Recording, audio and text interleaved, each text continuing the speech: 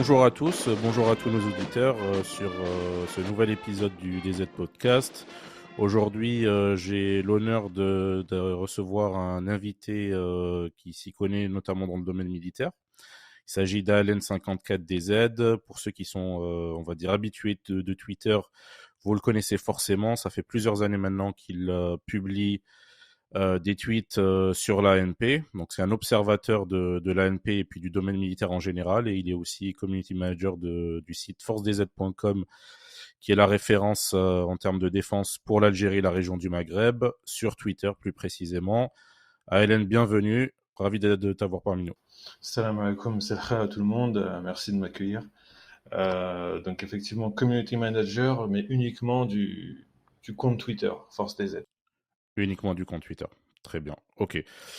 Écoute, Hélène, vu qu'on va dire, avant de rentrer un peu dans le vif du sujet, donc je précise pour nos auditeurs, on va parler aujourd'hui de l'armée nationale populaire.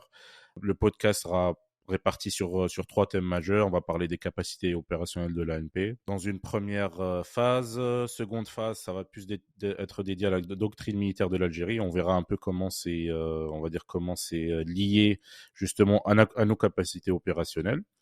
Et puis, troisièmement, on parlera des menaces auxquelles doit faire face l'ANP, on va dire, à court terme, moyen terme, long terme, donc 5, 10, 20 prochaines années éventuellement. Mais avant ça, Hélène, moi, je voudrais avoir un peu ton avis sur le fameux défilé militaire du 5 juillet qu'on a eu donc cette année. Ça fait quelques semaines maintenant, on peut un peu revenir à froid dessus. Qu'est-ce que toi t'en as pensé? Est-ce que voilà, quels ont été les points positifs, les points négatifs, et qu'est-ce qu'on peut faire éventuellement pour améliorer ça?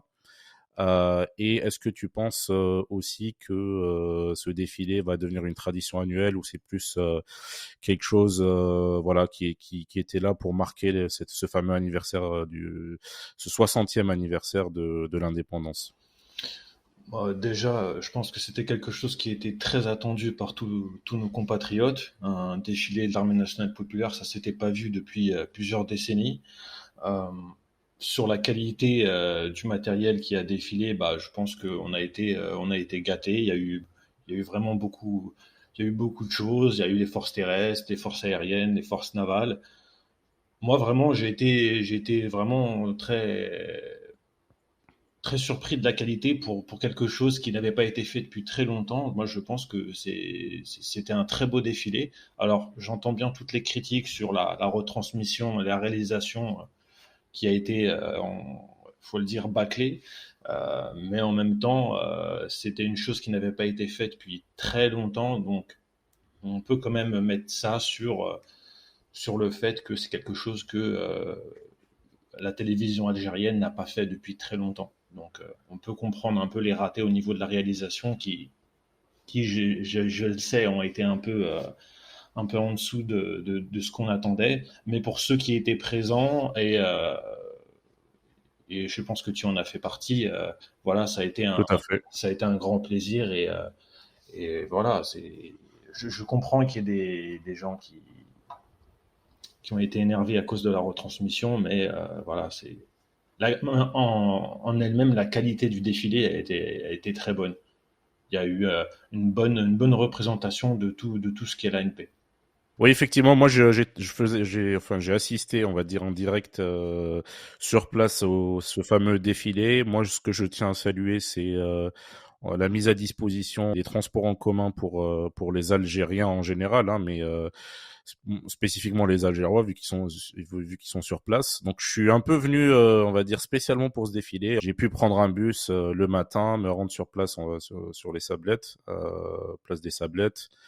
Et puis voilà, c'était très facile. Il y avait aussi pas mal de contrôles de sécurité. Donc moi, en tout cas, je salue cet aspect-là. Qu'est-ce qui t'a plu le plus pendant ce défilé, juste par curiosité? Ah, moi, c'est les forces terrestres, bien évidemment. Tu connais ma préférence. Mais moi, voilà, j'ai vu un large éventail des forces terrestres. Ouais. Je sais que certains auraient aimé en voir plus, mais moi, je pense on a vu l'ossature des forces Mhm. terrestres. On a vu un beau défilé des forces aériennes. Pour les forces navales, c'est un peu plus compliqué parce que effectivement, faut choisir, soit tu es d'un côté, soit de l'autre. C'est ça. Mais voilà. Non, non, moi j'étais comme un enfant, hein, pour quelqu'un qui n'a pas vu de défilé voilà, depuis plusieurs décennies. C'était un plaisir. Alors après, effectivement, pour les puristes, vraiment, les gens on va dire très à cheval, il y avait peut-être quelques manques. Même moi, je pense que c'était un bon 15 sur 20. D'accord, très bien. Eh ben, écoute, moi, ce que j'ai remarqué, c'est que, et c'est peut-être nos auditeurs peuvent nous le dire dans les commentaires aussi, mais j'ai remarqué qu'il y a beaucoup d'Algériens voilà, qui étaient admiratifs, notamment par rapport au passage des forces spéciales, en fait, donc les paras. Je pense que ça donnait vraiment voilà, enfin, ça projetait de la classe, une certaine puissance. Donc j'ai apprécié ça également, mais forcément, moi je suis un gros passionné d'aviation. Et ce qui m'a plu le plus, c'est un peu l'aviation, c'est un peu ce que je scrutais. En fait, j'hésitais à filmer ou regarder de mes propres yeux en même temps. C'était un peu difficile parfois de filmer parce que je voulais regarder ça, sachant on va avoir de toute façon des vidéos. Le Mais en défilé a tout, été un gros succès en termes ouais, d'impact sur les réseaux sociaux, sur ouais, TikTok, déjà bien avant le jour du défilé, parce qu'il y avait des répétitions plusieurs jours avant, donc il y avait déjà des vidéos qui étaient diffusées sur les réseaux sociaux. Et ouais. voilà, c'est vraiment, il y a eu un énorme succès. C'est ça. Et moi, ce que j'ai apprécié aussi, c'est le lieu symbolique donc devant la mosquée, la mosquée d'Alger, quoi, la nouvelle mosquée. Et puis le fait qu'il y ait eu, en fait, j'ai remarqué aussi le défilé aérien. Ils l'ont pas fait comme ça à la suite, c'est-à-dire en une phase. Ils l'ont fait en plusieurs phases. Je pense que ça rend les choses un peu plus compliquées aussi pour l'organisation, non, en termes de timing, parce que tu avais en quelque sorte une association entre ce qui se passait au sol, enfin une coordination entre ce qui se passait au sol, donc le passage de certaines troupes, et puis les forces aériennes. On a vu aussi pas mal d'hélicos. Peut-être qu'on aurait voulu voir un peu plus de nos forces, on va dire, héliportées, ou plutôt les hélicoptères. Mais en tout cas, c'était super. On a vu le Mi-26 aussi, le Mi-26 T2, à côté duquel les autres hélicos sont minuscules, mais Exact. il est vraiment Il gigantesque est cet immense, hein. hélico. Il est Ouais. immense. Et donc voilà, mais on a pu voir voilà les Mi-28, etc. Donc c'était vraiment pas mal. En tout cas, moi j'espère qu'on en aura, on va dire, aussi souvent que possible. Je rêverais que ça soit, même si peut-être ça fait pas trop de sens et que c'est conséquent en termes d'organisation. J'espère que on l'aura peut-être annuellement ou biannuellement ou tous les 5 ans, peut-être quelque chose comme ça. Moi, je pense pas annuellement parce que c'est quand même une organisation très lourde, hein. Il y a le transport de troupes, transport de matériel, il y a de la logistique, c'est quelque chose de très conséquent et en plus, c'est la période des sorties de promotion. C'est encore plus compliqué parce que justement, il y a aussi les préparations des sorties de promo. Ouais, L'état-major est un peu occupé et donc ce défilé en même temps, ça a été quelque chose de très lourd en termes d'organisation. Il faut quand même pouvoir faire stationner les hommes, quand même qu'ils puissent dormir, se nourrir. Ils sont restés plusieurs jours quand même d'affilée sur site avec un matériel sensible. Donc on peut pas non plus faire ça. Je pense pas qu'on puisse faire ça tous les ans. Ce serait d'accord. Ouais. pas. Effectivement, organisation conséquente. Il y a eu une répète même, hein, je crois, le 3 juillet. Mhm. Moi, ce que j'ai remarqué, enfin, il y avait un aspect, je pense qu'on peut peut-être souligner, c'est cette cohésion entre le peuple et l'armée. Ça va justement faire la transition vers l'autre, quelque chose d'autre que je veux évoquer avec toi. Euh, cette, cette journée de l'ANP qui a été organisée le 4 août, ou du moins qui a été instaurée, donc c'est la première journée de l'ANP en 2022.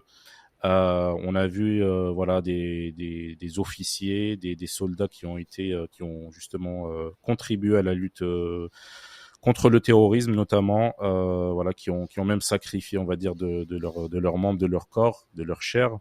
Quel est ton ressenti par rapport à cette journée de l'AMP?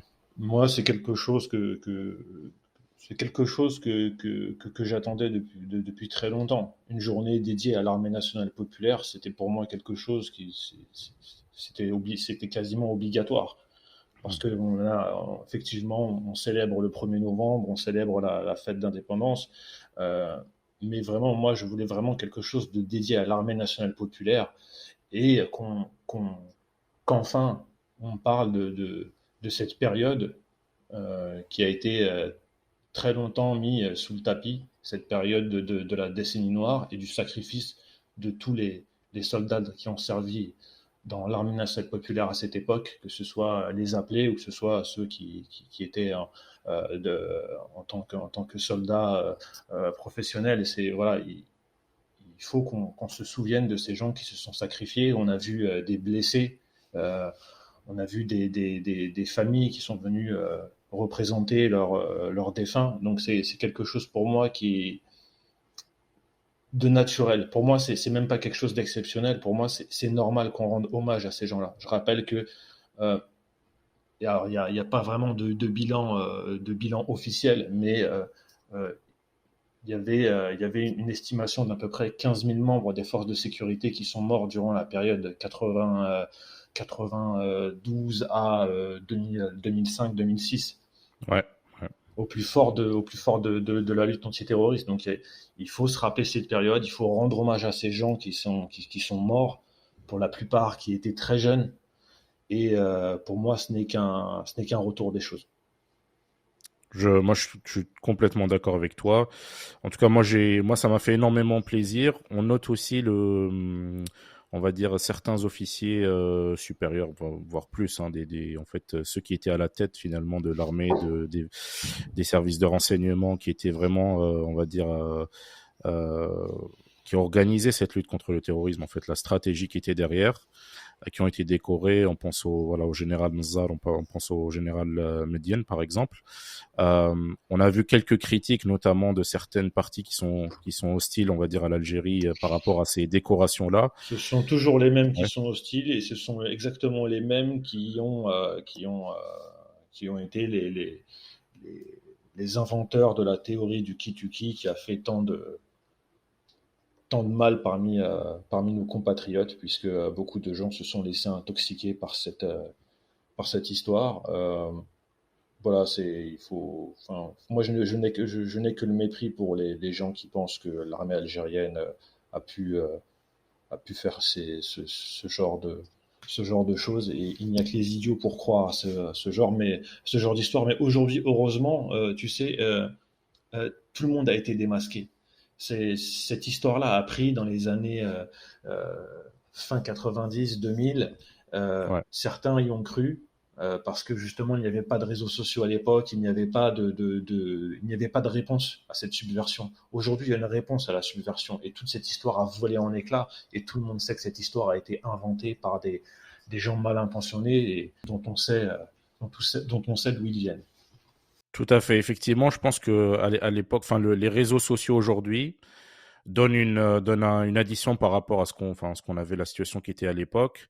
C'est-à-dire que c'est un peu à double tranchant, hein. Ça permet la propagande, on va dire une propagande de manipulation. Donc cette fameuse guerre de quatrième génération dont on parle aujourd'hui et dont parle l'ANP notamment, hein. C'est carrément, on a entendu des conférences qui étaient animées notamment par le ministère de la Défense sur cette guerre de quatrième génération. Et heureusement, notre armée est pleinement consciente de cette menace.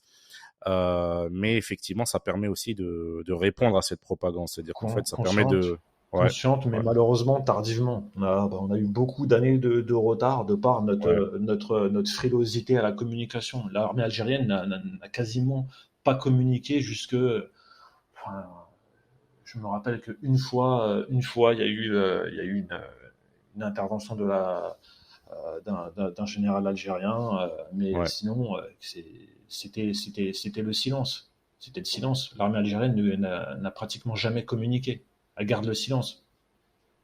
Tout à fait. Enfin, on l'a appelé la grande muette. Là, ça va un peu mieux quand même, hein, même sur les réseaux sociaux. J'ai l'impression que quand même, ça communique. Éventuellement aussi les exercices qui sont réalisés sont filmés. On montre, enfin, il y a des messages qui sont passés forcément, on va dire pour l'extérieur, mais les Algériens peuvent avoir accès à cette information. Tu trouves que l'information est un peu, comment dire, elle est un peu cernée aujourd'hui. On n'a pas, est-ce que finalement l'ANP doit plus communiquer, doit plus on va dire rendre accessible cette information par rapport à ses activités, bon, on va pas parler du recrutement parce qu'elle le fait déjà, mais en fait, elle doit être plus accessible, cette armée, à la population algérienne, ou est-ce que le travail est fait aujourd'hui, à ton avis? L'armée algérienne, elle est accessible, hein. C'est sa communication qui est un peu en retard avec les Mhm. nouvelles générations. C'est juste ça. C'est vrai que là, le ministère de la Défense nationale est présent sur Facebook. Il était Ouais, présent sur YouTube à un moment donné, mais il a retiré sa chaîne. Euh, sur Twitter, il n'a pas de compte, alors que toutes les institutions sont représentées, l'intérieur, la justice, la culture, les sports, les finances. Euh, donc voilà, je pense qu'il y a une espèce de, on communique, mais il faut pas non plus faire un excès de communication, c'est-à-dire mhm. le tout réseaux sociaux.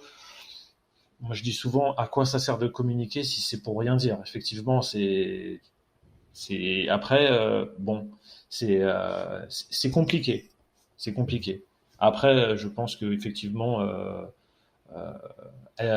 aujourd'hui, l'ANP communique un peu plus. Ouais, ouais. Et effectivement, ça communique un peu plus. Après, juste, ça va nous permettre notamment de basculer sur, on va dire, dans le cœur du sujet de notre podcast.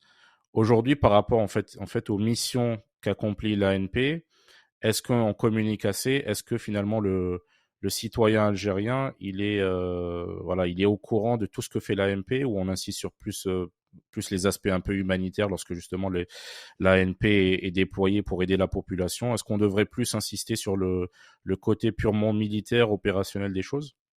Bah, ça fait quand même plusieurs années que sur le site du ministère de la Défense, on a l'actualité des opérations. Moi, je retransmets, tu me suis aussi, depuis Ouais. des années, à chaque fois qu'il y a une saisie d'armes, à chaque fois qu'il y a des terroristes arrêtés, qu'il y a une reddition, qu'il y a une opération, euh, ça a toujours été donné. Après, ça, sincèrement, enfin, je veux dire, avant, les médias ne s'y intéressaient pratiquement pas.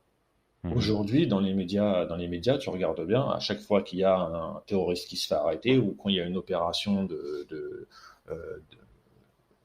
une cachette d'armes qui est découverte, ça, c'est diffusé. Mais est-ce que les gens sont vraiment intéressés par ce que fait l'ANP? Ah, parce qu'à part nous qui sommes, on va dire, la tête dedans souvent, bah, la plupart des gens autour de moi, si je ne leur parle pas de l'ANP, ils ne m'en parlent pas. Ils se disent, enfin, on est dans l'esprit de tous les Algériens. L'ANP, c'est voilà, c'est la garante de la souveraineté, de notre sécurité. On n'a pas à réfléchir à ce qu'elle fait. Pour la plupart des Algériens, c'est naturel. Tout à fait.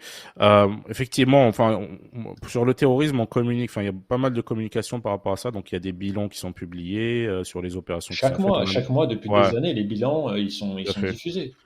Ouais, ouais. Maintenant, quand on pense aux différents corps de l'armée, est-ce en termes, je veux dire, en termes de capacité aujourd'hui, en termes de formation, en termes d'équipement, parce on a eu un plan de modernisation quand même qui s'est fait notamment à partir de 2006 avec ce fameux contrat de 7 milliards, je crois que c'était 7,3 milliards qui était signé avec la Russie à l'époque, justement pour moderniser l'ANP après, on va dire, après la décennie noire, hein, tout simplement, début des années 2000.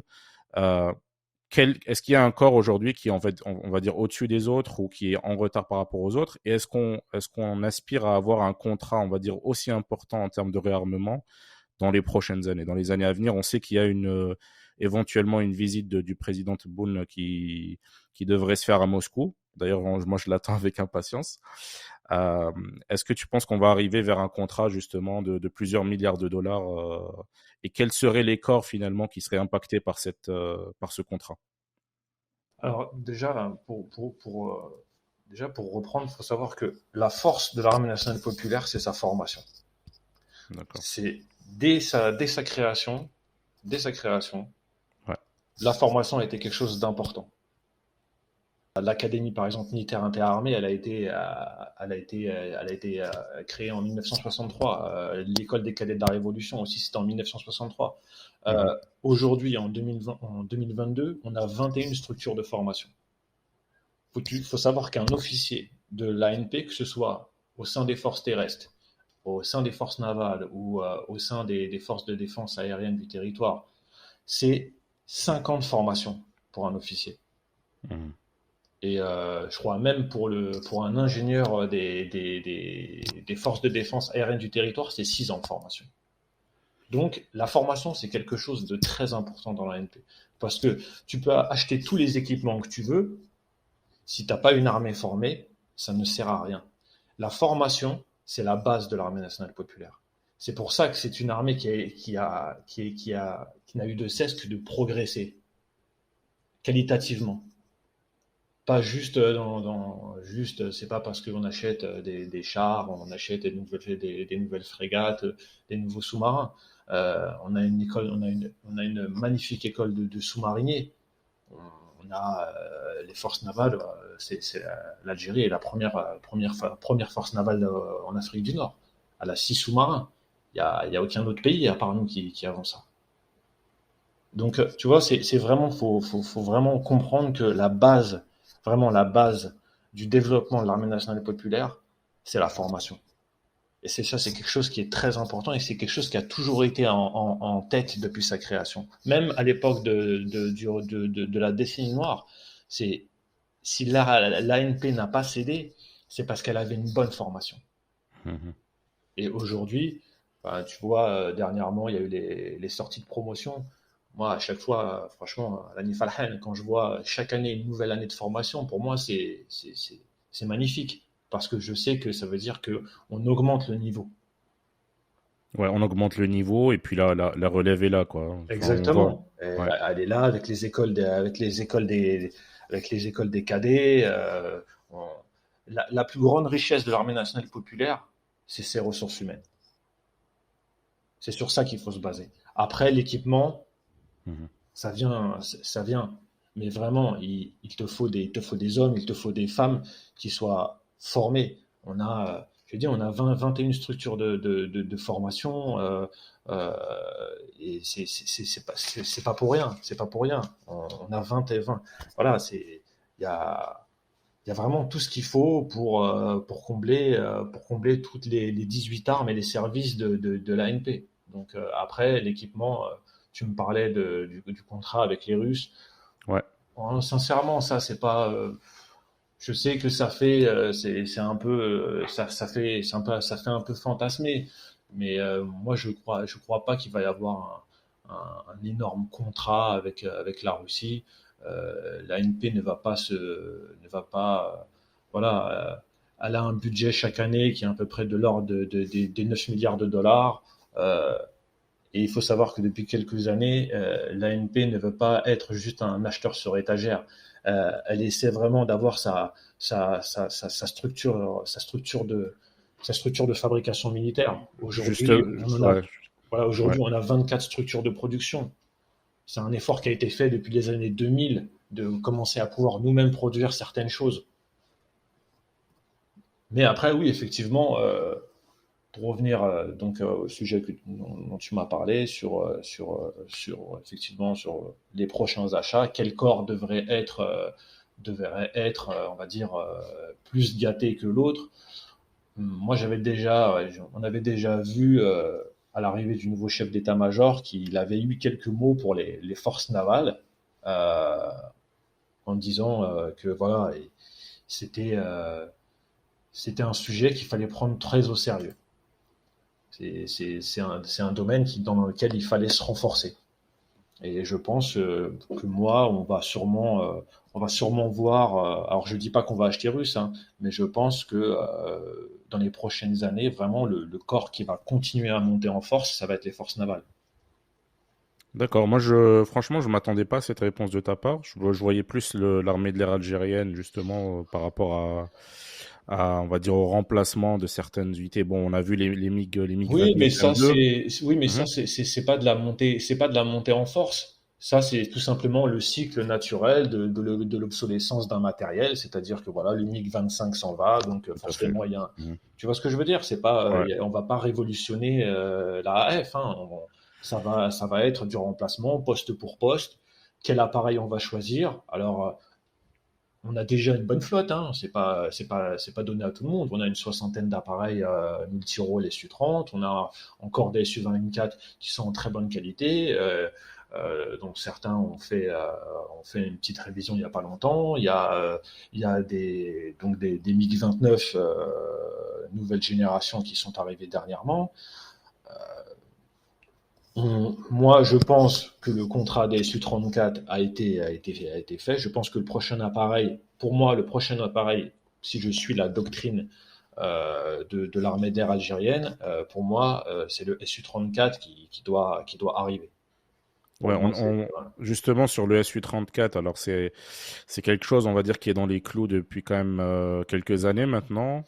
ça, On parlait de c'est ouais, parce que les Russes, au début, nous ont proposé une version export Su-32 32, ouais, ouais. qui a été recalée. Elle a été recalée. Et justement, enfin, moi j'ai l'impression effectivement que on est exigeant par rapport, on va dire, aux spécifications des appareils, notamment pour l'armée de l'air, en termes d'équipement, on est exigeant. Est-ce que aujourd'hui l'Algérie est aussi exigeante lorsqu'il s'agit justement de transfert de technologie? Tu as parlé de structure de fabrication, sauf que fabriquer c'est bien, mais il nous faut de la technologie pour pouvoir, on va dire, fabriquer ou couvrir de plus en plus la gamme, on va dire, de matériel dont on a besoin. Est-ce que finalement aujourd'hui, il y a du transfert de technologie conséquent de nos principaux partenaires, on pense notamment à la Russie et la Chine. Est-ce que ces deux pays sont à même de négocier avec nous du transfert de technologie dans le cadre des contrats d'armement qu'on signe avec eux, qui sont quand même conséquents des plusieurs milliards de dollars chaque année. Enfin, chaque année, on va dire sur plusieurs années, pardon. Alors déjà, le transfert de technologie, encore faut-il le demander. Il faut déjà le demander, ça. Et il se trouve que pendant des années, nous, faut dire la vérité, on n'a rien demandé. On a acheté sur étagère et on ne s'est pas posé de questions. On a commencé à se poser des questions vers 2004, 2005, 2006, en se disant quand même, on achète beaucoup, mais effectivement, à la maison, qu'est-ce qu'on fait, qu'est-ce qu'on fabrique? Donc aujourd'hui, oui, il y a vraiment un échange avec les Russes, avec les Chinois, même avec les Allemands sur des transferts de technologie. Après, moi, je suis pas dans le secret, mais je pense qu'aujourd'hui, encore plus en 2022, on est très pointilleux sur ce sujet-là. Donc Ouais, j'espère. quand tu dis très très pointilleux, tu veux dire on n'est pas assez exigeant, finalement, c'est quelque chose sur lequel on devrait insister plus. Là aujourd'hui, on insiste plus qu'il y a 10 ans. Là Ouais. aujourd'hui, en 2022, effectivement, on est pointilleux justement à demander plus. On ne veut pas juste être des simples acheteurs. Maintenant, il faut vraiment que voilà, ce soit du win-win, tu vois, du gagnant-gagnant. Mm. Mais il faut que nous aussi, on soit prêts. Il faut qu'on ait une industrie. Et pour Ouais. l'instant, notre industrie, il faut être modeste. Ça fait à peu près plus d'une décennie qu'on a vraiment décidé de se lancer là-dedans. Euh, et en termes, tu sais bien que 10 ans à l'échelle industrielle, 10 ans, c'est pas grand-chose. Tout à Mais fait. pour moi, l'horizon 2030, 2040, j'ai de très grands espoirs pour cette période. Oui. Et en termes donc ça c'est par rapport à on va dire au transfert de technologie, la fabrication en général, mais en termes de maintenance aujourd'hui, enfin l'ANP est quand même capable de maintenir, on va dire, la très grande majorité de ces équipements. Bon, ça dépend du domaine bien évidemment, mais on est quand même capable de maintenir sur place. Alors, en ce qui concerne tout ce qui est, moi je parlerai du sujet que je connais, les Ouais. forces terrestres. Sur le matériel force terrestre, on maîtrise tout. Il y a pas, il y a pas de problème pour moi de ce côté-là. Il y a une maintenance au niveau de l'aviation aussi. Il y a une très bonne maintenance. On a des très bons techniciens. Il n'y a pas de souci. Après, peut-être sur les matériels les plus pointus, euh, qui demandent quand même on va dire des mises à jour dont seuls les propriétaires peuvent faire. Euh, voilà, ça c'est comme pour tous les pays acheteurs. Sur les Ouais. matériels les plus sensibles, tu as toujours besoin D'une intervention d'une voilà, du intervention vendeur, quoi, du enfin du vendeur, fabricant du directement. fabricant. Mais après, dans la grande majorité, on n'a pas besoin, pour que l'armée fonctionne, on n'a pas besoin d'une aide extérieure. L'armée, elle fonctionnera. Justement, toujours par rapport aux capacités de l'ANP, aujourd'hui, est-ce que l'ANP, parce que bon, on me pose souvent la question, est-ce que l'ANP a une capacité justement de de se projeter, enfin de projeter des forces à l'extérieur des frontières de l'Algérie finalement. On a, alors c'est un peu une anecdote, un peu bon, tu me diras ce que t'en penses, mais on fait souvent, il y a beaucoup de personnes qui font référence un peu à ce qui s'est passé en 2009 dans un contexte complètement différent, contexte footballistique / politique. Au Soudan, à Omdurman, justement, où on avait vu l'AMP projeter notamment des forces aériennes, donc des avions de transport qui avaient transporté des milliers de supporters, de supporters au Soudan. Non, mais ça n'a rien à voir. Ça, Ça n'a rien à voir. ouais, il faut pas Voilà. comparer Comme les ça, choses. c'est pour nos auditeurs, comme ça, c'est clair. Ramener des gens pour aller voir un match de foot, c'est une chose. Ramener des soldats équipés avec la logistique, avec les armes, avec le matériel, c'est pas la même chose. Est-ce qu'on a une capacité de projection? La réponse, c'est oui. Est-ce que notre capacité de projection, c'est quelque chose? Qu'on peut dans les 48 heures balancer 10 000 hommes comme ça? La réponse est non. Mais on peut projeter plusieurs milliers d'hommes. Moi, je pense qu'on peut en projeter allez, jusqu'à 3 000, 4 000 en 72 heures. Ça peut être fait. Ça peut être fait. Mais voilà, c'est pour une intervention ponctuelle. Ce sera pas avec des matériels lourds, ce sera pas avec des chars. Alors, projeter, l'aéroporter, c'est une chose. Après, faire une vraie projection avec ce que j'appelle vraiment toute la colonne char et tout ce qui va avec, ça demande un peu plus de temps. Mais oui, on a une force de projection. On a des avions de transport, voilà, on peut projeter facilement sur, sur toutes les frontières autour du pays. D'accord. Et éventuellement, si on, par exemple, bon, on peut penser à plusieurs théâtres, mais si demain on venait à projeter, par exemple, des forces un peu plus loin, on va dire, que le Sahel, un peu plus loin en Afrique, ou peut-être même le Moyen-Orient, Non, est-ce, non, ça c'est compliqué. Ça. qu'est-ce qui explique justement cette complexité? Enfin, est-ce que finalement c'est l'organisation, ou est-ce que c'est plus les capacités en termes de, par exemple, d'avions transporteurs, ou en termes de même de navires, hein, si on pense au BDSL par exemple. Est-ce que c'est une question d'organisation ou de capacité, ou les deux à la fois? En fait, je te dirais, c'est pas le problème de se projeter, c'est que quand tu te projettes, il faut que tu sois protégé. Tu vas pas te projeter si t'as pas de protection. On va dire, t'envoies un avion de transport au point B, il faut quand même une protection si tu l'envoies dans un environnement hostile. Alors la projection, c'est quelque chose qui doit être pas trop loin. Ça doit être vraiment quand même que tu puisses garder la protection sur ce que tu projettes. Tu projettes pas des gens comme ça à l'aventure en disant voilà, je les envoie à 4000 km. Ça se fait pas comme ça une projection. Justement, ça va nous permettre de faire un peu la transition aussi par rapport au second sujet qu'on veut traiter dans ce podcast. Est-ce que l'Algérie, enfin, on parle souvent d'une doctrine défensive, donc qui peut se diriger vers une armée qui reste sur son territoire et qui défend les frontières du pays. Est-ce que l'Algérie a pour vocation finalement de rester une armée défensive en 2022? Déjà, qu'est-ce que c'est qu'une armée et une armée défensive? J'ai souvent entendu ça sur c'est c'est- c'est pas c'est pas une doctrine défensive. Nous, notre doctrine, on est une force de dissuasion. Mmh. L'armée nationale populaire, c'est une force de dissuasion.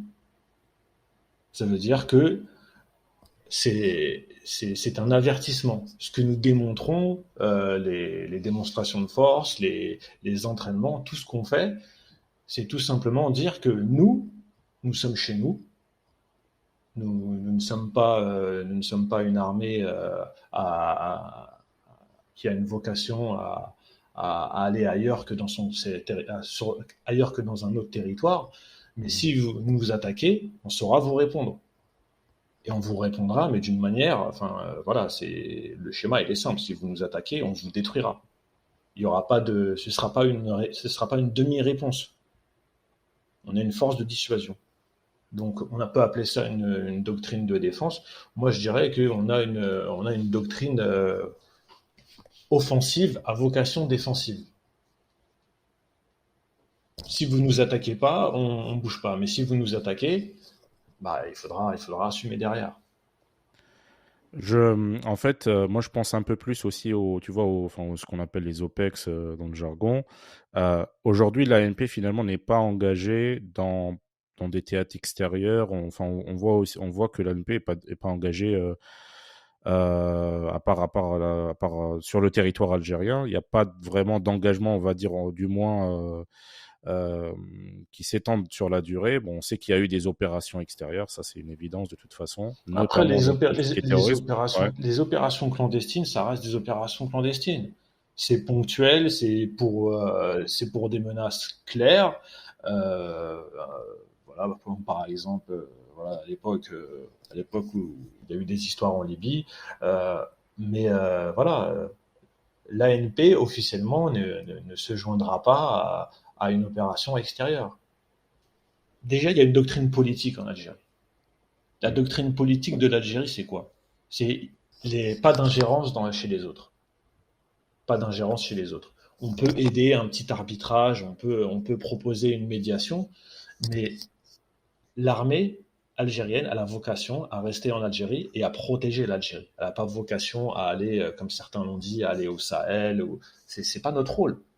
C'est pas notre rôle. Et de toute façon, tous les exemples ont montré que plus vous apportez une solution militaire, et plus c'est un échec. Alors pourquoi rajouter encore du militaire dans des endroits, ça n'a pas de sens. Et je pense que c'est la meilleure doctrine qu'on ait.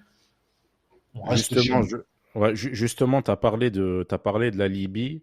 Il y avait des rumeurs, notamment à l'époque, enfin quand la Libye était sans dessus dessous, qu'il y avait des forces, on va dire, notamment des forces spéciales de l'ANP qui s'étaient introduites en territoire libyen sur même pratiquement une centaine ou voire 200 kilomètres. C'est totalement faux cette rumeur, ou est-ce que c'est des choses qui ont été, on va dire, confirmées par des retours? Alors, moi, je vais parler que du sujet que je connais.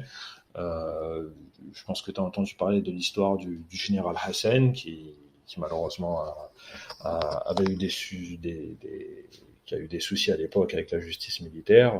Ouais. Et on a parlé d'une opération de récupération de missiles en Libye par une équipe du SCORAT. Donc, Des Stingers, hein, c'était des Stingers, je crois, je, entre autres. alors j'ai pas la référence précise de ce qui a été, de ce qui a été, de ce qui a été saisi, Récupérés. mais bon, Mhm. on a parlé de missiles.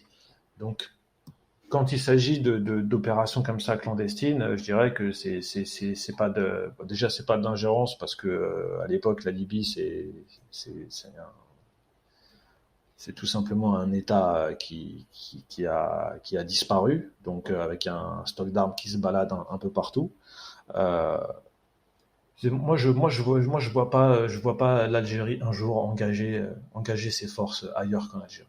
Moi, pour moi, c'est quelque chose qui, même quand on m'a parlé effectivement dans la Constitution de l'article 91, puisque maintenant dans la Constitution, J'allais y venir voilà. justement. C'est vrai, Euh, cette constitution. Enfin, il y a eu un changement de constitution. Moi, ce qui m'avait étonné, on va dire, lorsque ce changement sur un article en particulier qui touchait justement, on va dire, aux interventions extérieures de l'ANP, bien évidemment avec l'aval, enfin, sur ordre du président de la République, bien évidemment, mais avec l'aval du Parlement. Euh, il y avait eu pas mal de propagande, pas mal de désinformation par rapport à ça. On a vu justement les ennemis de l'Algérie, les ennemis de l'ANP un peu se bouger dans tous les sens. Qu'est-ce qui explique justement on va dire, ce brouhaha dans le paysage médiatique, des réseaux sociaux, etc. Est-ce que c'est quelque chose dont certains ont peur ou... je pense que je pense pas ils en ont peur. Je pense que c'est un fantasme, que ça a été un moyen un peu de créer de l'agitation. On a parlé d'échanges que l'Algérie allait aller en Sahel pour rendre service à la France. Enfin, plein d'histoires. Tu sais, les Mhm. histoires Je me rappelle, ouais. rocambolesques qu'ils aiment bien inventer. Mais moi, pour moi, c'est juste un article de la Constitution. Dans tout État de droit, enfin dans tout État, le président américain, avant d'engager ses troupes, je crois qu'il a besoin de l'aval du Sénat. En France, le président, s'il veut engager des troupes, il doit passer d'abord par l'Assemblée nationale. Que l'Algérie, dans sa Constitution, mette un article que le chef de l'État doit, pour décider de l'envoi de troupes à l'étranger, il a besoin de la majorité des 2 tiers du Parlement. Bah, pour moi, c'est pas un scandale, c'est un article de plus dans la Constitution, c'est du droit, tout Mhm. simplement. Il n'y a pas besoin de faire de l'extrapolation. Demain, on peut très bien envoyer un contingent de soldats de la paix. On en a fait des opérations de paix dans les années 90, on en a eu. Hein. Après, on les a arrêtés. Euh, mais rien ne nous dit que dans quelques années, peut-être qu'on fera du maintien de la paix. C'est, c'est, c'est pas interdit, c'est pas une intervention militaire, c'est du maintien de la paix. Moi, je pense que ça a été fait plus pour ça. D'accord. Et donc, on a vu qu'il y a un contexte aussi énergétique qui évolue et ça va nous permettre aussi justement de commencer à évoquer la troisième partie, donc sur les menaces auxquelles doit faire face l'ANP. Mais justement, ce gazoduc transsaharien voilà, dont, dont la réalisation a été initiée dans les derniers jours là. Je crois que ça fait une semaine. Est-ce que ça va avoir un effet? Est-ce que ça va avoir une conséquence sur, on va dire, le rôle que va jouer l'ANP dans le Sahel ou pas du tout? Bon. Bon, déjà sur ce gazoduc, je pense qu'il faut être prudent. On en est au tout début. Moi, j'en avais parlé un peu sur mon compte en disant pour l'instant, on en est, on en est un peu à la construction idéologique de ce gazoduc. Ouais. Il faut savoir qui va le payer. Les Nigérians ne vont pas le payer, ça c'est sûr. Euh, il y a beaucoup de pays européens qui, je pense, vont mettre des bâtons dans les roues à l'Algérie pour la réalisation de ce gazoduc qui serait, enfin, je le répète, une incroyable opportunité pour l'Afrique. Si ce gazoduc ne va pas au bout, ce sera vraiment un échec pour tout le continent africain. Il faut vraiment, c'est pas l'Algérie. L'Algérie, elle a du gaz, hein. Qu'on le fasse ou pas, ce gazoduc, nous, on aura encore du gaz. Hein. Mais vraiment, cette ossature Nigeria, Niger, Algérie, c'est protéger l'Afrique. Donc je pense que vraiment, j'espère que ça va aller au bout. Et l'Algérie fera tout pour que ça aille au bout. Moi, je pense que c'est en bonne voie, mais voilà, je le dis, il faut rester encore prudent sur ça. C'est pas encore fait. Donc toi, tu vois pas finalement, enfin, tant que ce projet n'est pas réalisé, de toute façon, tu vois pas, on va dire, une intervention non, d'ici quelques années de l'AMP dans le Sahel. Ça restera, on va dire, de la poursuite éventuellement de terroristes sur le territoire malien ou nigérien, mais pas plus Alors, finalement. est-ce que le terrorisme, il empêche le Nigeria d'exporter du pétrole? C'est un pays qui est très touché par le terrorisme nigérien. Mhm, mhm. Ça l'empêche pas. Nous, dans les années 90, on avait au plus fort de la lutte antiterroriste, ça ne nous a jamais empêché d'exporter du pétrole ou du gaz. Moi, je crois pas à cette théorie qui dit que ça sera compliqué parce qu'au niveau sécuritaire, un gazoduc, tu peux le sécuriser. Tu peux le Ouais. sécuriser. Parce que le tracé est clair, voilà, Pas c'est que une le, zone pas limitée. que le Ouais. tracé, mais il y a des gens qui vont pouvoir avoir comme on dit, du financement. Il y a des gens qui vont surveiller le gazoduc pour l'État. Voilà, il y a plusieurs moyens de sécuriser le gazoduc. Je dis pas que la sécurisation elle sera sûre à 100%, mais je pense qu'il y a moyen de sécuriser un gazoduc. Voilà, Nigeria, Niger, Algérie. Voilà, je pense que le Nigeria est parfaitement capable de sécuriser la partie du gazoduc qu'il y aura sur son territoire. Le Niger, c'est un peu plus sujet à caution, mais je pense qu'ils peuvent y arriver et je pense qu'ils y arriveront. Et en Algérie, on n'a aucun problème. Donc vraiment, tu vois ce que je veux dire? Voilà, Mhm. voilà vraiment la partie qui poserait le plus problème pour moi, c'est le Niger. C'est pas le Nigeria, c'est pas l'Algérie. Tout à fait, oui. Oui, oui. Et d'ailleurs, pour info, je sais pas si tu as entendu aussi parler de cette rumeur, mais c'est quelque chose que moi je veux pas voir, on va dire, se propager, on va dire, dans les médias ou sur les réseaux sociaux. C'est effectivement, on a parlé aussi d'une intervention de l'ANP au Niger, justement, parce qu'il voilà, il y aurait des challenges en termes de sécurisation. Donc peut-être parce qu'en fait, on a réouvert les frontières. Avec le Niger, comme tu as dû le voir. On a une très bonne, on va dire, de très bonnes relations avec les autorités nigériennes, du coup. Euh, Est-ce que finalement, tu verrais une coopération sécuritaire ou même l'ANP, hein, former sur place aussi les forces nigériennes, notamment contre le terrorisme, dans Après, la la, lutte contre le terrorisme? après, la formation, on en fait de la formation. C'est pas un problème de faire de la formation.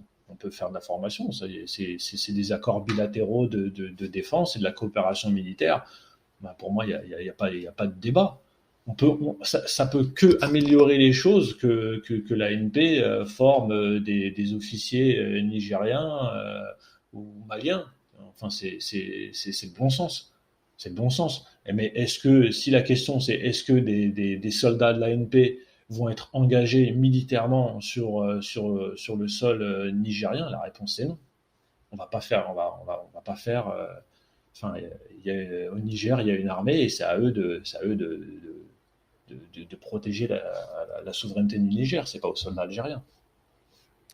Et justement, en parlant du Niger, enfin en parlant du Sahel, on a eu, tu sais, enfin, on avait un mécanisme qui était en place, notamment, enfin, avant la création de ce qu'on appelle le G5 Sahel, Le donc CEMOC. Le CEMOC, exactement, Oui, mais qui était établi à Tamanrasset. Est-ce qu'il est encore actif oui, en- il est toujours actif. Il a toujours été actif, même avec le G5 Sahel, le CEMOC a toujours été actif. Faut comprendre que l'Algérie, elle a toujours eu de très bons rapports avec les pays du Sahel. Toujours. On a toujours eu même, on a toujours eu un contact avec eux. Mhm. Bah, on est quand même, on est quand même, on est quand même un pays frontalier. On a quand même, tu te rends compte, on a 1300 km de frontière avec le Mali. On a 950 km avec le Niger. Comment tu veux pas avoir des rapports avec des gens avec qui tu as tant de frontières? Tout à fait. Donc on rappelle, on a 7 frontières terrestres. Tout à fait. On a 6500 km de frontières avec la Tunisie, le Maroc, Ouais, la Libye, la Mauritanie, le Niger, le Mali et le Sahara occidental. tout à fait, c'est ça. Et moi, ça me rappelle, enfin, quand je pense justement à la lutte contre le terrorisme et un peu la sécurisation, on va dire, de cette superficie. En fait, t'as le Sahara qui est tellement vaste, et donc ça rend forcément les frontières plus difficiles à contrôler du point de vue voilà, du terrain, des conditions climatiques, etc. Donc ça rend ça c'est difficile de pas avoir des frontières qui sont avec un niveau de porosité, on va dire, plus ou moins important. Mais et notamment, on l'a vu hein, lors de la journée de l'AMP, il y a un officier, donc un commandant, un commandant pour être plus précisément, qui a été décoré parce qu'il faisait partie justement on va dire, d'une des équipes qui a neutralisé les terroristes à Tigin-Tourin en Ouais, 2013. ouais. Est-ce que, enfin, je vais le dire de façon un peu provocante, hein, mais c'est fait exprès justement parce que c'est comme ça que le présentent certains. Est-ce qu'on a retenu les leçons de Tigin Tourin de 2013? Est-ce que ça nous a permis, est-ce que ça a permis à la l'ANP justement de devenir plus forte lorsqu'il s'agit de sécurisation des frontières, mais aussi dans la lutte antiterroriste? Parce que c'est quand même c'est un peu un cas d'école, hein, Tigin Tourin. C'est quelque chose qui n'était jamais arrivé avant. La prise comme ça d'un complexe gazier important avec un risque forcément d'explosion, etc. Qu'est-ce qu'on a appris finalement de cette opération de Tigin Tourin? Ouais, qu'est-ce qu'on a appris? Bah, déjà, on a appris que il fallait vraiment sécuriser les installations sensibles, qu'il fallait Mhm. faire plus, qu'il fallait pas s'endormir sur nos lauriers voilà, Tigran Touren nous a juste ramené à la base de ce qu'on doit faire, la protection du pays. C'est ça la leçon. La leçon, c'est de se dire que rien n'est acquis. On peut avoir pris le dessus sur le terrorisme. On peut être un pays aujourd'hui qui peut s'enorgueillir d'avoir fait ce qu'il a fait. Mais il faut savoir qu'on a toujours des ennemis qui restent cachés Mhm. sous terre. et qui attendent la moindre, qu'on baisse une seule fois le bouclier pour s'engouffrer dans la brèche. Donc c'est ça qu'il faut avoir en tête. La lutte antiterroriste aujourd'hui, beaucoup disent oh il n'y a plus de terrorisme, il n'y a plus rien. C'est pas qu'il n'y a plus de terrorisme, c'est que l'ANP fait bien son travail. Mais regardez tout autour de l'Algérie, regardez le Sahel, regardez les trois frontières, regardez au Nigeria, regardez à côté du Cameroun. Enfin, ça se propage du Sahel jusqu'en Afrique de l'Ouest. C'est quelque chose qu'on regarde bien, qui, qui se propage et malgré Barkhane, malgré tout ça, ça a continué à se propager. Donc il faut se poser des questions. Mhm. Pourquoi on a l'Algérie qui est quand même le plus grand pays d'Afrique a réussi à là où tous les autres ont échoué. Non, mais moi, je pense que c'est une très bonne observation que tu fais là. Donc, voilà, moi, je challenge le détracteur à nous expliquer pourquoi c'est le cas. Moi, Voilà, c'est je tout. pense on le sait bien. Ouais, ouais. Et on voit, il faut faut un État solide. Il faut un État solide. Le problème de beaucoup de pays d'Africains, c'est des changements d'administration qui ont été chaotiques. Il y a plus d'État. Il y a plus d'État. Il y a des armées, mais il y a plus d'État. Mhm. Il C'est faut, ça, c'est que t'as l'autorité de l'État qui est complètement absente. Forcément, tu peux pas avoir une force, on va dire, des forces armées qui soient structurées, qui soient efficaces, qui puissent justement accomplir le rôle. Et après, bah, c'est le chaos. C'est ce qui s'est passé au Mali, hein, notamment, hein. Enfin, notamment. moi, Sur, je donne pas de leçons comme certains aiment bien faire. On n'a pas de leçons à donner aux Africains, on n'a pas de leçons à donner aux Maliens. Euh, Aujourd'hui, je vois beaucoup d'Occidentaux veulent donner des leçons aux Maliens. Ah, bah, vous avez voulu faire ci, maintenant vous avez vu dans quel état. Mais enfin, il faut il faut remettre dans le visage des gens ce qui a été fait en Libye. La déstabilisation de la Libye, mais c'est l'erreur la plus monumentale qui a été faite. En Afrique, dans les 50 dernières années. C'est tout simplement, mais enfin, enfin, une déstabilisation de la Libye, donc à partir de 2011, donc il y a eu des conséquences, comme tu as dit, désastreuses, notamment sur les pays sahéliens, de par justement cette prolifération du terrorisme, des armes qui étaient disponibles, on va dire, à gogo, notamment celles qui parviennent aux terroristes depuis les stocks, on va dire, de l'ancienne armée libyenne, hein, de la République, enfin, de la Jamahiriya libyenne. Est-ce que, à ton avis, c'est des conséquences, enfin, qui sont planifiées finalement, qui étaient envisagées pour déstabiliser spécifiquement l'Algérie, ou c'est finalement toute la région qui est visée? non, je pense qu'ils sont juste stupides, comme tous les gens, comme toutes les interventions occidentales qui ont été stupides. L'intervention en Irak, c'était stupide. L'intervention en Afghanistan, c'était stupide. L'intervention en Libye, c'était stupide. Et je ne vais même pas m'aventurer dans les affaires scandales libyennes avec des dirigeants français, parce que là, on est quasiment dans le summum de. Bon, voilà quoi, hein, quand tu vois que des ministres français et un président sont clairement dans des histoires louches. Mhm, mhm. Tout à fait. Voilà. Donc, après, est-ce que ça a été fait pour déstabiliser l'Algérie? Je pense pas. Je pense pas que l'intérêt des Européens ce soit une déstabilisation de l'Algérie. Je reviens au sujet, enfin au sujet justement sur le terrorisme que tu as évoqué tout à l'heure. Donc effectivement, il y a ces menaces qui viennent de l'extérieur de par l'instabilité de certains États, on va dire le non-contrôle ou le manque de contrôle de certaines armées sur les territoires qu'elles sont censées défendre. Mais est-ce que en Algérie justement le terrorisme est encore présent, ou est-ce qu'il est complètement vaincu, comme le disait l'ancien chef d'état-major de l'armée, Mohamed El-Ammari, Allah yarhamou. Est-ce qu'on a finalement totalement vaincu le terrorisme en Algérie, parce qu'on voit que les groupes de soutien sont démantelés. Euh, Est-ce que cette menace est encore présente ou est-ce qu'on peut dire entre guillemets adieu au terrorisme, à part bien évidemment certains événements qui peuvent arriver ici là, qui sont très rares. Mais est-ce qu'on est dans un état, enfin on va dire dans une situation, on peut dire, on a vaincu le terrorisme sur notre territoire? Alors le terrorisme, c'est quelque chose qui va perdurer encore et encore durant plusieurs décennies. Moi, de toute façon, je vois enfin, pour moi, ce siècle, le terrorisme sera présent dans ce siècle. Concernant l'Algérie, moi, personnellement, je ne pense pas que, enfin, est-ce qu'on l'a vaincu militairement? Oui, aujourd'hui, le terrorisme est vaincu militairement en Algérie. Il n'est plus possible aujourd'hui de prendre. Aucune cellule terroriste n'affrontera de face des soldats algériens. Il y a des guet-apens ponctuels qui deviennent de plus en plus rares, mais ils sont immédiatement pourchassés. L'ANP met des moyens colossaux.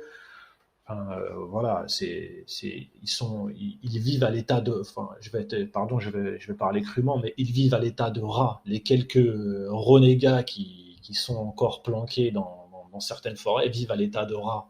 On les voit, d'ailleurs, quand il y a des redditions, tu les vois, Mhm. ils arrivent, enfin, ils sont, Ouais, je pensais à ça aussi. Je pensais à ça ils sont aussi. dans un état sanitaire catastrophique. Tout à fait. Le djihadisme algérien, il est mort.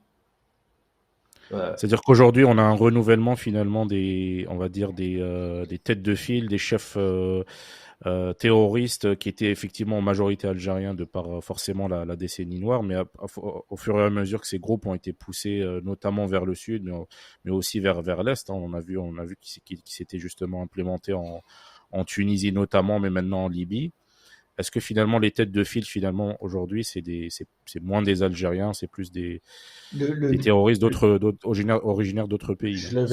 je l'avais écrit il y a quelques années, à l'époque où certains parlaient encore du djihadisme algérien. Je le disais, Ouais. le leadership du djihadisme en Afrique du Nord algérien est terminé. Il est terminé. Drogdel a vécu terré comme un rat, il a fini tué au Mali. Mhm. Il est même pas mort. Il est même pas mort en Algérie. Il est mort au Mali. C'est dire, c'est symbolique. C'est symbolique. C'était le dirigeant d'AQMI et mort au Mali. Il finit tué par les Français au Mali. Et aujourd'hui, tu vois bien que tous les cadres aujourd'hui, ils viennent pas d'Algérie, ils viennent du Sahel. C'est terminé. Parce que déjà d'une, il faut dire ce qui est, il y a plus de, les nouvelles générations sont plus perméables à cette doctrine-là. Ils la connaissent, euh, les parents l'ont vécu, il y a un passif. C'est terminé. Ils ont été idéologiquement, pendant un temps, après avoir vaincu militairement, idéologiquement, ils étaient encore là. Mais plus les années passent, et plus même idéologiquement, ils ont de moins en moins ils arrivent de moins en moins à recruter. Et même quand ils recrutent, on se rend compte qu'ils recrutent des gens de l'extérieur. Mhm. C'est ça. Ouais. T'as tout à fait Donc, raison. Mhm. nous avons vaincu militairement. Est-ce que le terrorisme pour autant va disparaître? La réponse est non. Il y aura toujours du terrorisme. Malheureusement, ils arriveront toujours peut-être à faire une opération, tu sais, euh, mais ils sortiront jamais de où ils sont. Et donc, ils ne représentent quasiment plus rien. C'est une espèce en voie de disparition, il en restera toujours quelques-uns parce qu'il y a toujours des irréductibles et des fous. Mais ce que je peux t'assurer, c'est que ils mourront, ils mourront comme des rats. Ça, c'est Mhm. sûr. Soit ils mourront dans une forêt par, euh, par vieillesse, par maladie, ou ils tomberont sur un détachement de la l'ANP, mais leur futur est scellé. Leur futur est scellé. Très clair. En tout cas, j'aimerais qu'on finisse par évoquer aussi peut-être une menace bon, qui est plus conventionnelle, on va dire, mais peut-être pas si conventionnelle que ça. On est obligé de citer menace, et tu me diras si toi, de ton point de vue, c'est une menace pour l'Algérie. Il y a cette histoire de normalisation avec l'entité sioniste, avec Israël. Une histoire de Ouais. on va plutôt dire l'histoire de la trahison, parce que ce mot de la normalisation, il est Mhm. infect. Il n'y a pas de normalisation à avoir avec un espèce de d'occupant qui tue des femmes, qui tue des hommes, qui Mhm. emprisonne des enfants, qui maltraite les vieillards. Il n'y a pas de normalisation à avoir. Il n'y a aucune normalisation à avoir. On parle de trahison. On parle de trahison. Et les États qui, comme ils disent entre guillemets, normalisent, sont des traîtres. Sont des traîtres à la cause arabe, sont des traîtres à la Palestine, ils sont même des traîtres dans notre religion. Est-ce que cette trahison, elle va avoir, enfin, elle a des conséquences justement sur la sécurité de l'Algérie à partir du moment où on entend voilà, une implémentation, on va dire, enfin, un partenariat sécuritaire entre les autorités marocaines, enfin, entre le Maroc et l'entité sioniste. Est-ce que ça va peser sur la sécurité de l'Algérie? Est-ce qu'il y a une menace clairement, ou c'est franchement, enfin, est-ce que c'est finalement c'est juste une surévaluation, une exagération médiatique que de parler de menaces par rapport à l'Algérie, sachant que aujourd'hui, justement, ils essayent de coller cette association avec l'Iran, bon, qui reste de la propagande aujourd'hui, mais ça a été utilisé comme un argument politique par un responsable israélien depuis le Maroc. Donc c'est quelque chose voilà, qui peut être jugé comme une menace. Est-ce que c'est le cas? Est-ce que vraiment il y a une menace? Et je pense que c'est ce que se demandent les Algériens. Alors déjà sur l'histoire du Hezbollah et de l'Iran avec le Polisario, il n'y a pas un État au monde qui donne du crédit à cette histoire. C'est tellement ridicule. C'est tellement ridicule. Franchement, moi j'ai honte pour eux. J'ai honte pour eux, franchement. Là, je sais pas comment ces gens peuvent aller comme ça à des réunions et d'un air sérieux dire nous avons des preuves que l'Iran et le Hezbollah forment ou participent à des activités militaires avec le Polisario. Mais c'est ridicule. Donc, enfin, Mhm. ils ont tellement rien à dire. Franchement, si l'Algérie était mêlée de près ou de loin avec une histoire du Hezbollah ou de l'Iran au Sahara occidental, crois-moi que les Américains seraient montés au créneau depuis déjà très très longtemps. Donc ça, c'est leur bon, après, ils sont habitués au mensonge, hein, c'est leur deuxième langue, le mensonge. Euh, Concernant les liens qu'ils ont avec Israël, est-ce que c'est une menace pour l'Algérie? À partir du moment où ton voisin fait alliance avec quelqu'un qui est ton ennemi notoire et qui le déclare en plus, qui le dit. Les Israéliens disent que les Algériens sont leurs ennemis. Je crois qu'on est le seul pays, on est le seul pays en Afrique du Nord. Euh, ils nous citent. On est le seul pays qu'ils citent. L'Algérie est notre ennemi. Le Maroc prend pour allié Israël. On en prend bonne note. Est-ce que ça va changer quelque chose à nous? Absolument pas. On sait, tu sais, ça fait déjà, moi j'en parle à mon niveau. Ça fait déjà des années, ça fait déjà des années qu'on sait ce qu'ils veulent les Marocains. On sait depuis des années déjà qu'ils veulent fricoter officiellement avec les Israéliens. Ça fait des années déjà qu'on sait qu'ils veulent leur acheter des drones. On sait déjà tout ce qu'ils veulent faire depuis des années. Les drones kamikazes, et ceci. Il y a rien de nouveau. Il y a rien de nouveau. Ces menaces-là, si nous on en parle depuis des années, tu te doutes bien que plus haut, tu vois ce que je veux dire. Ouais, ouais. Donc c'est pas des, tu sais, chaque arme il y a une réponse. Ils peuvent acheter des drones aux Israéliens, c'est pas grave. Ils vont faire quoi les drones israéliens? Ils vont rien faire du tout. Ils vont même pas passer la frontière. Ils verront même pas arriver. Parce que si la moindre menace, à la moindre menace, ce sera un déluge. Et sincèrement, la monarchie marocaine ne voudra jamais, jamais rentrer en conflit avec l'Algérie. Parce que si elle rentre en conflit avec l'Algérie, c'en est fini de la monarchie. C'est ce que veut dire. Est-ce que c'est ce que veut dire le président Tebboune quand il parle, quand il dit on ne s'arrêtera jamais si jamais on va dire, une attaque directe sur le territoire algérien. Est-ce que c'est ça qu'il mentionne, la guerre jusqu'au bout, jusqu'à la chute de la monarchie marocaine? Mais ça fait partie de la doctrine de dissuasion. À partir du moment où la machine va se mettre en route, on va pas s'arrêter en chemin. Quand tu te bats avec quelqu'un, tu lui mets pas un coup et puis tu attends qu'il reprenne ses esprits. Si Mhm. quelqu'un veut se battre avec toi, bah tu vas lui en mettre jusqu'à qu'il dorme. Ouais. Et l'Algérie et l'armée nationale populaire, à partir du moment où elle sera attaquée, elle fera pareil. Elle s'arrêtera pas. Moi, personnellement, je n'y crois pas une seule seconde. Parce que, je l'ai toujours dit, s'il y a un conflit entre l'Algérie et le Maroc, la monarchie, elle saute. Et elle sautera pas à cause de l'Algérie. C'est pas à cause de l'Algérie qu'elle sautera. C'est le peuple marocain qui va la dégager. On est d'accord. T'as cité les États-Unis tout à l'heure. Je suis obligé d'en faire mention, même si j'ai pas envie. Exercice African Lion. Bon, ça fait déjà 2 ans qu'on nous en parle, qu'on fait un peu le. Ouais, l'exercice, Quoi- qu'on- qu'on- je- l'exercice des petits chatons, voilà. Moi, je vous le dis tout de suite, African Lion, c'est les Américains, ils aiment bien venir au Maroc. Pour eux, c'est des vacances. Ils s'entraînent et les Marocains servent le thé. Voilà. Justement, on voit que le Maroc, effectivement, c'est un terrain d'un exercice de toute façon qui est réalisé par l'Africa, mais c'est pas un exercice marocain sur qui reçoit des invités, notamment les États-Unis, parce qu'ils aiment bien utiliser cet argument pour dire les États-Unis sont de notre côté entre guillemets. Mais on a vu justement lors d'exercices, on va dire de sessions on va dire tactiques des systèmes, par exemple S-400 positionnés sur un territoire fictif, mais qui reste quand même le territoire algérien.